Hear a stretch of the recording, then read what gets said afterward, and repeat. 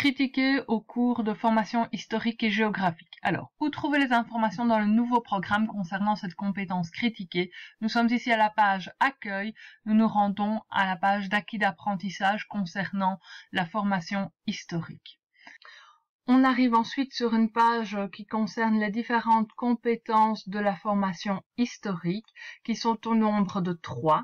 Sur cette page, vous voyez que les compétences sont réparties par degré. Il s'agit des 3 mêmes compétences avec des niveaux de maîtrise adaptés à chaque degré. Je clique sur la compétence critiquée pour le 3e degré et j'arrive donc dans la page qui me décrit ce qu'est la compétence pour le 3e degré ainsi que les différentes tâches et processus liés à cette compétence. La visée de cette compétence est d'amener l'élève à prendre une distance critique par rapport à une réalité sociale d'aujourd'hui liée aux enjeux sociétaux.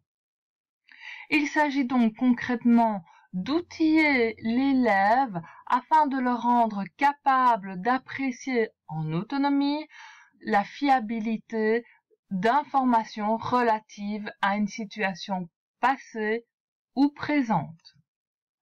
Dans ce sens, l'élève devra être capable, sur base d'un ensemble de témoignages ou de points de vue inédits, d'énoncer une ou plusieurs raisons de se fier ou de se méfier de ces témoignages ou points de vue inédits, notamment en repérant des concordances et des divergences en lien avec le concept abordé.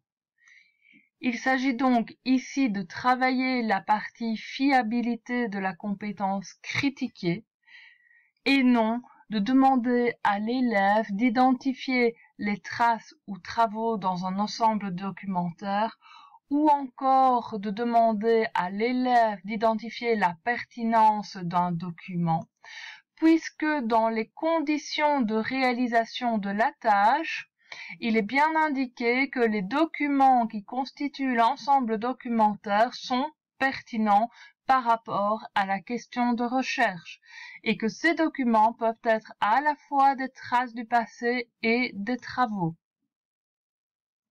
Il est également important que ces documents soient variés, mais aussi que ces documents soient assortis d'une référence complète et d'informations sur l'auteur, ainsi que sur le contexte de production ou les destinataires. Sans cela, certaines informations ne pourront pas être données par les élèves concernant la fiabilité.